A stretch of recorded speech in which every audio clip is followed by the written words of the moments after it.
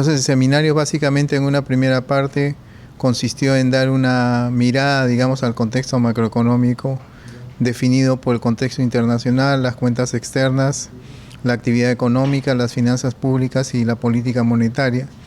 En una segunda parte, que es lo nuevo, diría de una presentación estándar, es la inclusión de un capítulo sobre lo que es el efecto de la política o de los eventos políticos sobre el desarrollo de las variables macroeconómicas en general y económicas en particular.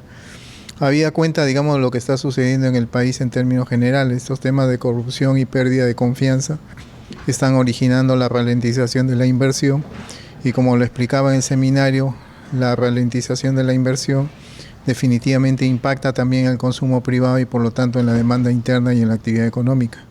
En cuanto, por ejemplo, a las falsas proyecciones también, ¿no? Por ejemplo, pueden sobrevalorar una expectativa y esto a la larga no le puede generar lo que realmente ellos tenían pensado como empresarios obtener de aquí a 1 año o 2 años, según lo que ellos habían generado en cuanto a los ofrecimientos que se habían podido haber dado. Es muy importante distinguir cuán plausible es un ofrecimiento, digamos, un resultado económico, porque definitivamente en función de ello es que las empresas hacen sus arreglos en términos de producción de inventarios.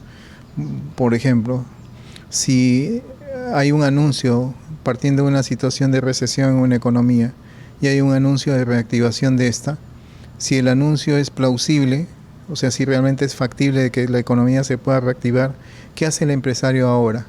Lo que hace es comprar factores productivos que están baratos por la situación de recesión actual, preparándose a través de mayor producción y de inventarios la recuperación de la demanda futura. Eso siempre y cuando que la recuperación, o sea, la reactivación realmente se dé. El problema es cuando el anuncio no tenía plausibilidad y la decisión, digamos, que se tomó en la empresa resulta siendo incorrecta, no por un problema del gestor, sino por un problema de una mala identificación de política macroeconómica anunciada, la no identificación de lo que es macroeconómicamente posible de aquello que no lo es. Entonces, ahora en definitiva, luego de este seminario, ¿cuál es la conclusión a la que podríamos llegar luego de haber visto que ya no solamente uno debe dejarse llevar por los factores tradicionales, sino ahora por estos que están influyendo en los últimos tiempos, que son la política, en este caso la corrupción?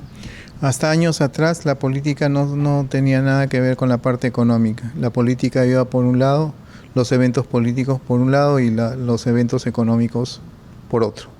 Pero ahora lo que estamos viendo es que definitivamente los factores políticos empiezan a contaminar la economía por el lado de la ralentización de la inversión. Una mayor desconfianza, digamos, respecto a la sostenibilidad del gobierno, la gobernabilidad. Como también, digamos, una ralentización de las decisiones de inversión pública, están originando extendidamente una ralentización, o sea, una pérdida de dinamismo de la inversión privada. Eso evidentemente impacta también en el consumo privado, en la demanda interna y en el producto. Desafortunadamente eso es lo que viene pasando en el Perú. Y hasta que no se, en mi opinión, que no se adopte una propuesta de política macroeconómica que no solamente sea consistente desde el punto de vista técnico, sino que tenga indicadores de gestión que puedan ser absolutamente medibles y seguidos en el tiempo, el tema de la extensión del tramo pesimista de las expectativas probablemente sea mucho más extendido. Entonces creo que un reto para la administración actual definitivamente es hacer una propuesta de política macroeconómica, fiscal y monetaria que sea creíble por los agentes económicos y que puedan definitivamente detener la pérdida de confianza o el deterioro de expectativas que viene ocurriendo actualmente entre los agentes económicos en el país. Y para finalizar, ¿cuál sería, digamos, haciéndole la consulta a usted directamente, cuál sería la solución para esta reducción que ha habido de crecimiento, que ya se anunció hace unos días que no se va a poder lograr como se había esperado? Hay varias cosas. La primera de ellas es cómo empoderamos a que el Estado pueda ejecutar los proyectos de inversión pública. Entonces, eso es por un lado me parece que es central, porque poco se puede exigir que haya más inversión privada cuando el Estado no gasta los recursos que tiene para su gasto de capital.